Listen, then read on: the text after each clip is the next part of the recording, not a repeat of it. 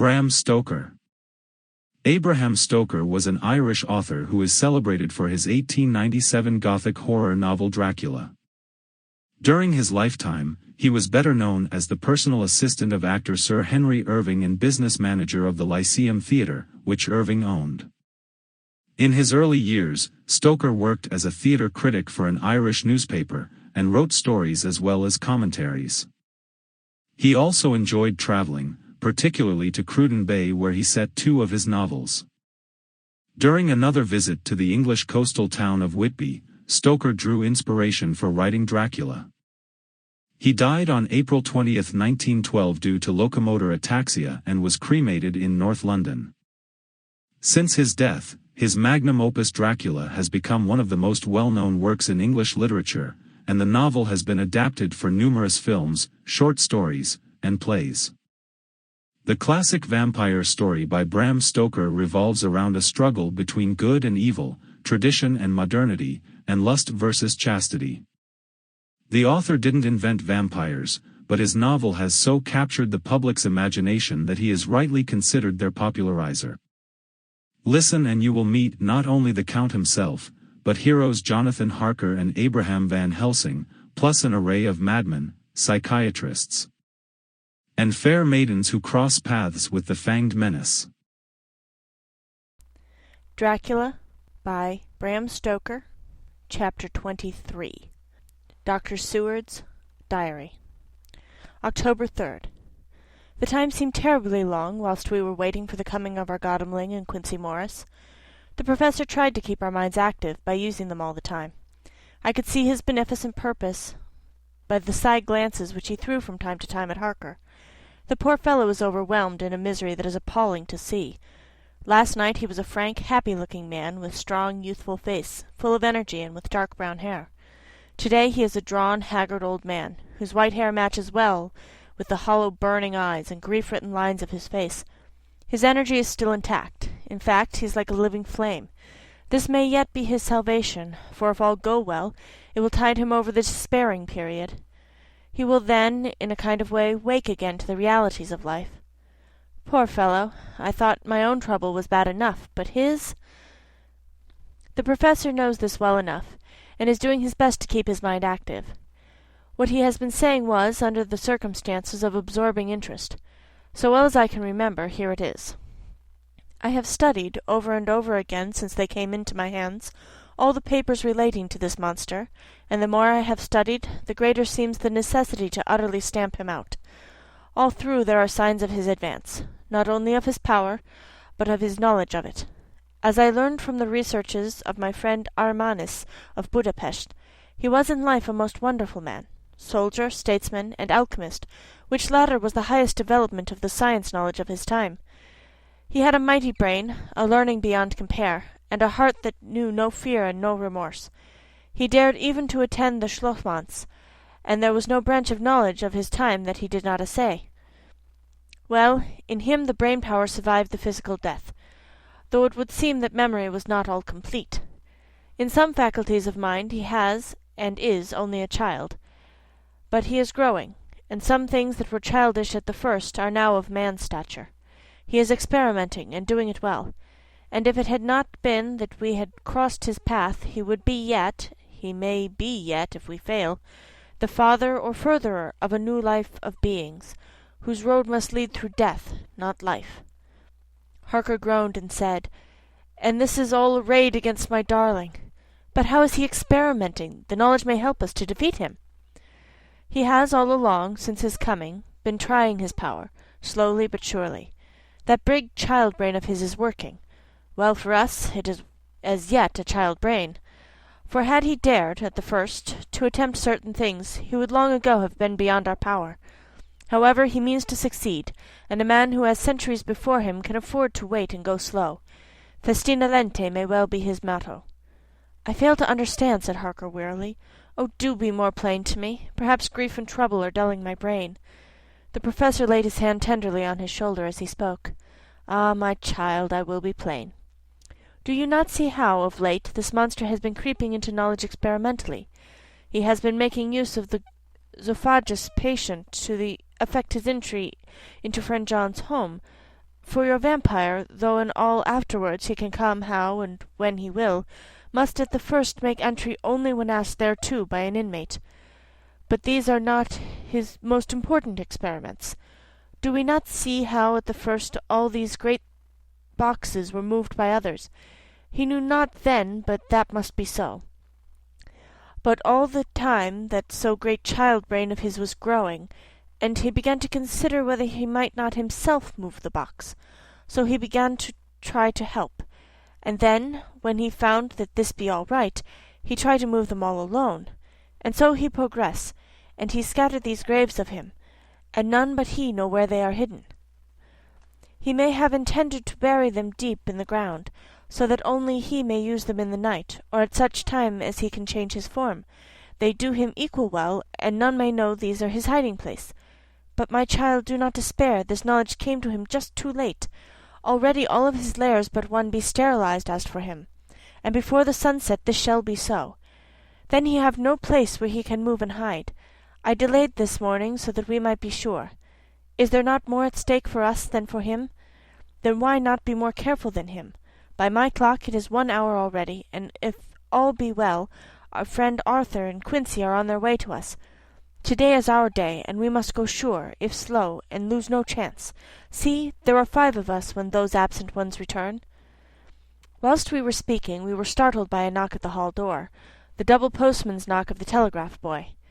We all moved out to the hall with one impulse, and Van Helsing, holding up his hand to us to keep silence, stepped to the door and opened it. The boy handed in a dispatch. The professor closed the door again, and after looking at the direction, opened it and read aloud. Look out for D. He has just now, 12:45, come from Carfax hurriedly and hastened towards the south. He seems to be going the round and may want to see you. Mina. There was a pause, broken by Jonathan Harker's voice. Now, God be thanked, we shall soon meet. Van Helsing turned to him quickly and said, God will act in his own way and time. Do not fear and do not rejoice as yet, for what we wish for at the moment may be our own undoings. I care for nothing now, he answered hotly, except to wipe out this brute from the face of creation. I would sell my soul to do it. Oh, hush, hush, my child, said Van Helsing. God does not purchase souls in this wise, and the devil, though he may purchase, does not keep faith. But God is merciful and just, and knows your pain and your devotion to that dear Madam Mina. Think you how her pain would be doubled did she but hear your wild words.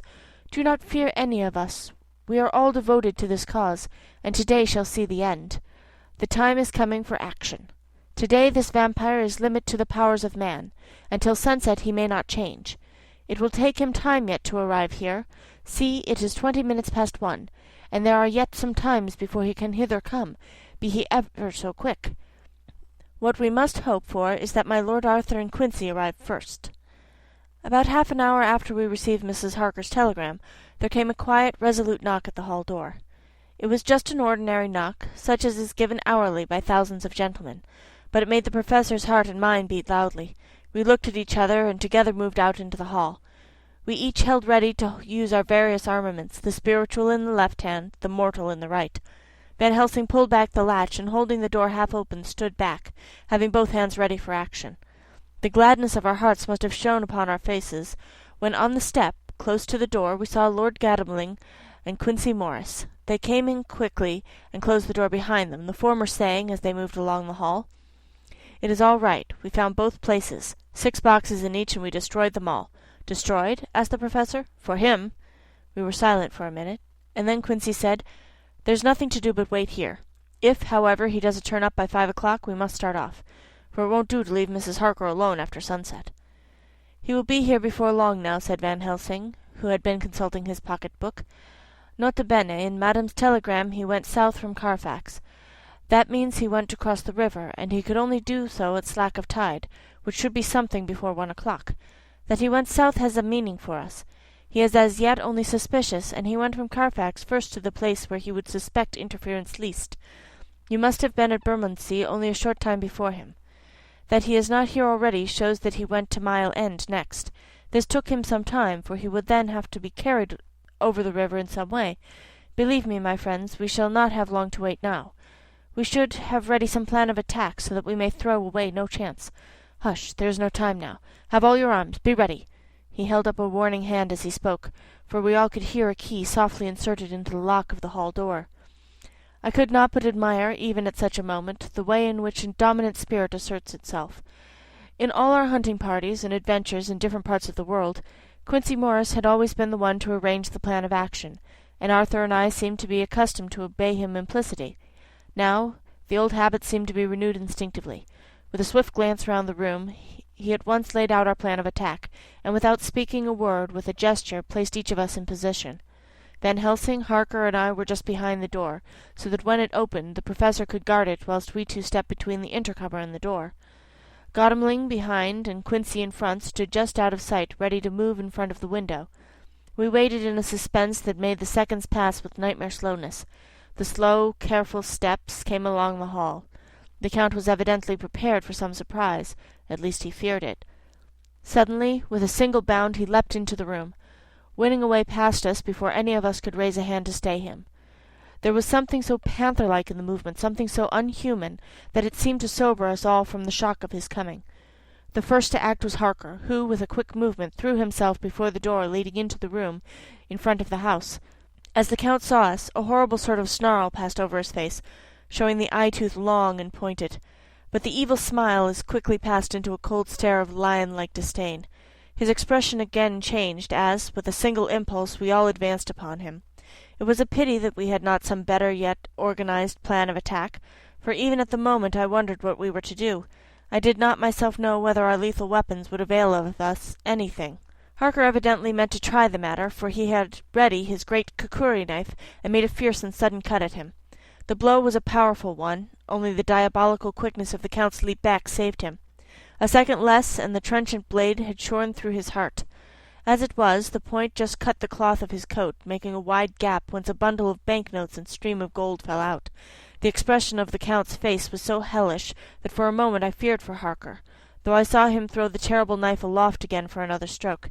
Instinctively I moved forward, and with a protective impulse, holding the crucifix and wafer in my left hand, I felt a mighty power fly along my arm, and it was without surprise that I saw the monster cower back before a similar movement made spontaneously by each one of us. It would be impossible to describe the expression of hate and baffled malignity, of anger and hellish rage, which came over the Count's face. His waxen hue became greenish-yellow by the contrast of his burning eyes, and the red scar on the forehead showed on the pallid skin like a palpitating wound. The next instant, with a sinuous dive, he swept under Harker's arm, ere his blow could fall, and, grasping a handful of the money from the floor, dashed across the room, threw himself at the window. Amid the crash and glitter of the falling glass, he tumbled into the flagged area below. Through the sound of the shivering glass I could hear the ting of the gold as some of the sovereigns fell on the flagging. We ran over and saw him spring unhurt from the ground. He, rushing up the stairs, crossed the flagged yard, and pushed open the stable door. There he turned and spoke to us. "You think to baffle me, you with your pale faces all in a row, like sheep in a butcher's? You shall be sorry yet, each one of you. You think that you have left me without place to rest, but I have more. My revenge is just begun. I spread it over centuries, and time is on my side. Your girls that you all love are mine already, and through them you and others shall yet be mine, my creatures, to do my bidding and be my jackals when I want to feed. Bah!" With a contemptuous sneer he passed quickly through the door, and we heard the rusty bolt creak as he fastened it behind him. A door beyond opened and shut.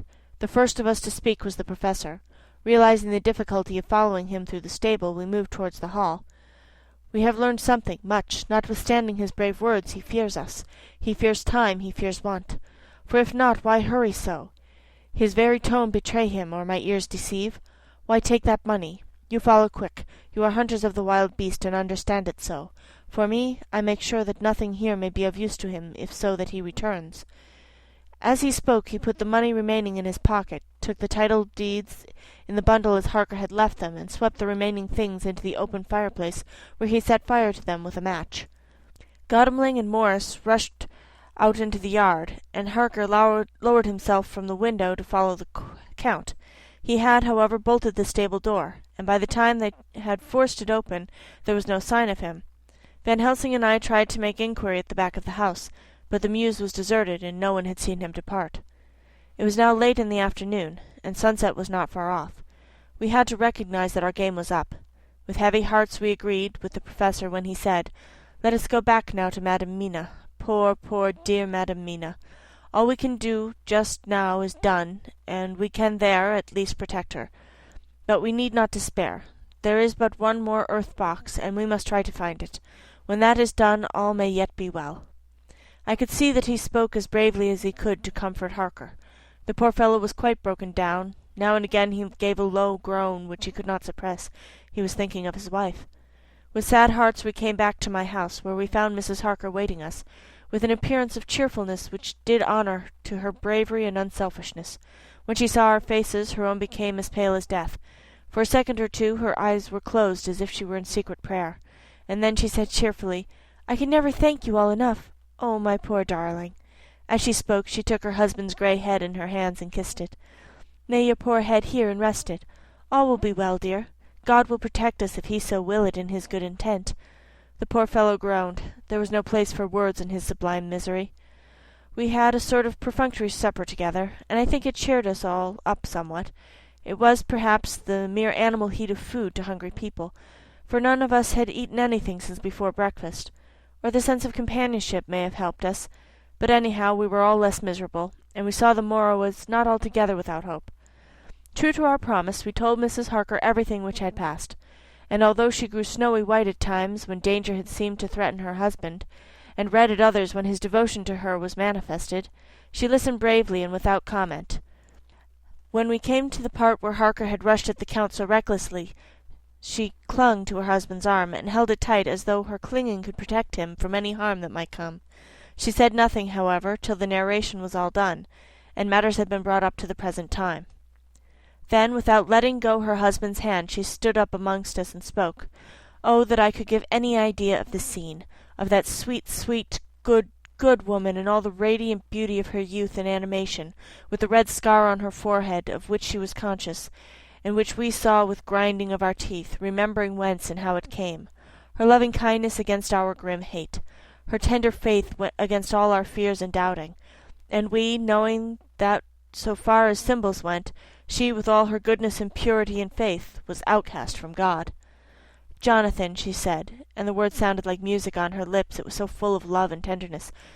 "Jonathan, dear, and you all my true, true friends, I want you to bear something in mind through all this dreadful time. I know that you must fight, that you must destroy even as you destroyed the false Lucy, so that the true Lucy might live hereafter. But it is not a work of hate. That poor soul who has wrought all this misery is the saddest case of all. Just think what will be his joy when he, too, is destroyed in his worser part, that his better part may have spiritual immortality. You must be pitiful to him, too, though it may not hold your hands from his destruction." As she spoke I could see her husband's face darken and draw together, as though the passion in him were shrivelling his being to its core. Instinctively the clasp on his wife's hand grew closer, till his knuckles looked white. She did not flinch from the pain which I knew she must have suffered, but looked at him with eyes that were more appealing than ever. As she stopped speaking, he leapt to his feet, almost tearing his hand from hers as he spoke. "May God give him into my hand just for long enough to destroy that earthly life of him which we are aiming at. If beyond it I could send his soul forever and ever to burning hell, I would do it. Oh, hush! Oh, hush, in the name of good God! Don't say such things, Jonathan, my husband, or you will crush me with fear and horror. Just think, my dear, I have been thinking all this long, long day of it, that perhaps some day I too may need such pity, and that some other like you, and with equal cause for anger, may deny it me. Oh, my husband, indeed I would pray have spared you such a thought had there been another way. But I pray that God may not have treasured your wild words, except as the heartbroken wail of a very loving and sorely stricken man.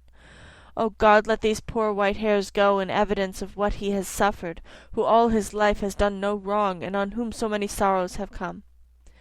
We men all were in tears now. There was no resisting them, and we wept openly. She wept too, to see that her sweeter counsels had prevailed. Her husband flung himself on his knees beside her, and putting his arms round her, hid his face in the folds of her dress. Van Helsing beckoned to us, and we stole out of the room, leaving the two loving hearts alone with their God. Before they retired, the professor fixed up the room against any coming of the vampire, and assured Mrs. Harker that she might rest in peace. She tried to school herself to the belief, and manifestly, for her husband's sake, tried to seem content. It was a brave struggle, and was, I think and believe, not without its reward. Van Helsing had placed at hand a bell which either of them was to sound in case of any emergency. When they had retired, Quincy, Godalming, and I arranged that we should sit up, dividing the night between us, and watch over the safety of the poor stricken lady. The first watch falls to Quincy, so the rest of us shall be off to bed as soon as we can. Godalming has already turned in, for his is the second watch. Now that my work is done, I, too, shall go to bed. Jonathan Harker's Journal. 3 to 4 October, close to midnight. I thought yesterday would never end. There was over me a yearning for sleep, in some sort of blind belief that to wake would be to find things changed, and that any change must now be for the better. Before we parted, we discussed what our next step was to be, but we could arrive at no result. All we knew was that there was one earth box remaining, and that the Count alone knew where it was. If he chooses to lie hidden, he may baffle us for years. And in the meantime, the thought is too horrible. I dare not think of it even now. This I know, that if ever there was a woman who was all perfection, that one is my poor wronged darling. I loved her 1,000 times more for her sweet pity of last night, a pity that made my own hate of the monster seem despicable. Surely God will not permit the world to be the poorer by the loss of such a creature. This is a hope to me. We are all drifting reefwards now, and faith is our only anchor. Thank God. Mina is sleeping, and sleeping without dreams. I fear what her dreams must be like, with such terrible memories to ground them in. She has not been so calm, within my seeing, since the sunset. Then, for a while, there came over her face a repose which was like the spring after the blasts of March. I thought at the time that it was the softness of the red sunset on her face, but somehow now I think it has a deeper meaning. I am not sleepy myself, though I am weary to death. However, I must try to sleep, for there is tomorrow to think of, and there is no rest for me until later. I must have fallen asleep, for I was awakened by Mina, who was sitting up in bed with a startled look on her face. I could see easily, for we did not leave the room in darkness. She had placed a warning hand over my mouth, and now she whispered in my ear, "Hush! There is someone in the corridor." I got up softly, and crossing the room gently opened the door. Just outside, stretched on a mattress, lay Mr. Morris wide awake. He raised a warning hand for silence as he whispered to me, "Hush! Go back to bed. All is all right. One of us will be here all night. We don't mean to take any chances." His look and gesture forbade discussion, so I came back and told Mina. She sighed, and positively a shadow of a smile stole over her poor pale face, as she put her arms round me and said softly, "Oh, thank God for good brave men." With a sigh she sank back again into sleep. I write this now as I am not sleepy, though I must try again. 4 October, morning. Once again during the night I was wakened by Mina. This time we had all had a good sleep, for the grey of the coming dawn was making the windows into sharp oblongs, and the gas flame was like a speck rather than a disk of light. She said to me hurriedly, "Go, call the professor. I want to see him at once." "Why?" I asked. "I have an idea. I suppose it must have come in the night, and matured without my knowing it. He must hypnotize me before the dawn, and then I shall be able to speak. Go quick, dearest, the time is getting close." I went to the door. Dr. Seward was resting on the mattress, and seeing me he sprang to his feet. "Is anything wrong?" he asked in alarm. "No," I replied, "but Mina wants to see Dr. Van Helsing at once." "I will go," he said, and hurried into the professor's room. 2 or 3 minutes later Van Helsing was in the room in his dressing gown, and Mr. Morris and Lord Godalming were there with Dr. Seward at the door asking questions. When the professor saw Mina, a smile, a positive smile, ousted the anxiety off his face. He rubbed his hands as he said, "Oh, my dear Madam Mina, this is indeed a change. See, friend Jonathan, we have got our dear Madam Mina as old back to us to-day." Then turning to her, he said cheerfully, "And what am I to do for you? For at this hour you do not want me for nothing." "I want you to hypnotize me," she said. "Do it before the dawn, for I feel that that is when I can speak, and speak freely. Be quick, for time is short." Without a word he motioned for her to sit up in bed. Looking fixedly at her, he commenced to make passes in front of her, from over the top of her head downward, with each hand in turn. Mina gazed at him fixedly for a few minutes, during which my own heart beat like a trip-hammer, for I felt that some crisis was at hand. Gradually her eyes closed, and she sat stock still. Only by the gentle heaving of her bosom could one know that she was alive. The professor made a few more passes and then stopped, and I could see that his forehead was covered with great beads of perspiration. Mina opened her eyes, but she did not seem the same woman. There was a far-away look in her eyes, and her voice had a sad dreaminess which was new to me. Raising his hand to impose silence, the professor motioned to me to bring the others in. They came on tiptoe, closing the door behind them, and stood at the foot of the bed looking on. Mina appeared not to see them.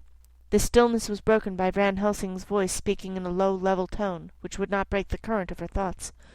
"Where are you?" The answer came in a neutral way. "I do not know. Sleep has no place I can call its own." For several minutes there was silence. Mina sat rigid, and the professor stood staring at her fixedly. The rest of us hardly dared to breathe. The room was growing lighter. Without taking his eyes from Mina's face, Dr. Van Helsing motioned to me to pull up the blind. I did so, and the day seemed just upon us. A red streak shot up, and a rosy light seemed to diffuse itself through the room. On the instant the professor spoke again. "Where are you now?" The answer came dreamily, but with intention. There were as though she were interpreting something. I have heard her use the same tone when reading her shorthand notes. "I do not know. It is all strange to me." "What do you see?" "I can see nothing. It is all dark." "What do you hear?" I could detect the strain in the professor's patient voice. "The lapping of water. It is gurgling by, and little waves leap. I can hear them on the outside." "Then you are on a ship?" We all looked at each other, trying to glean something each from the other. We were afraid to think. The answer came quick. "Oh, yes." "What else do you hear?" "The sound of men stamping overhead as they run about. There is the creaking of a chain, and the loud tinkle as the check of the capstan falls into the ratchet." "What are you doing?" "I am still, oh still. It is like death." The voice faded away into the deep breath as of one sleeping, and the open eyes closed again. By this time the sun had risen, and we were all in the full light of day. Dr. Van Helsing placed his hands on Mina's shoulders, and laid her head down softly on her pillow. She lay like a sleeping child for a few moments, and then, with a long sigh, awoke and stared in wonder to see us all around her. "Have I been talking in my sleep?" was all she said. She seemed, however, to know the situation without telling, though she was eager to know what she had told. The professor repeated the conversation, and she said, "Then there is not a moment to lose. It may not yet be too late." Mr. Morris and Lord Godalming started for the door, but the professor's calm voice called them back. "Stay, my friends. That ship, wherever it is, was weighing anchor at the moment in your so great port of London. Which of them is it that you seek? God be thanked that we once again have a clue, though somewhat whither that may lead us to know not. We have been blind somewhat, blind after the manner of men, since we can look back and see what we might have seen looking forward if we had been able to see what might have seen. Alas, that sentence is a puzzle, is it not? We cannot know what was in the Count's mind when he seized that money, though Jonathan's so fierce knife put him in danger that even he dread. He meant escape. Hear me, escape. He saw that but with one earth-box left, and a pack of men following like dogs after a fox, this London was no place for him. He have take his last earth-box on board a ship, and he leave the land. He think to escape, but no. We follow him. Tally-ho, as friend Arthur would say when he put on his red frock, to our old fox is wily. Oh, so wily, and we must follow with wile. I too am wily, and I think his mind in a little while. In meantime we may rest in peace, for there are between us which he do not want to pass, and which he could not if he would, unless the ship were to touch the land, and then only at full or slack tide. See, and the sun is just rose, and all day to sunset it is. Let us take bath and dress and breakfast which we all need, and which we can eat comfortably since he has not been in the same land with us." Mina looked at him appealingly as she said, "But why need we seek him further when he is gone from us?" He took her hand and patted it as he replied, "Ask me nothing yet. When we have had breakfast, then I answer all questions." He would say no more, and we separated to dress. After breakfast Mina repeated her question. He looked at her gravely for a minute, and then said sorrowfully, "Because, my dear, dear Madam Mina, now more than ever we must find him, even if we have to follow him to the jaws of hell." She grew paler as she said faintly, "Why?" "Because," he answered solemnly, "he can live for centuries, and you are but a mortal woman. Time is now to be dreaded, since once he put that mark upon your throat."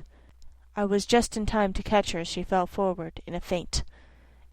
Chapter 23. Dracula by Bram Stoker.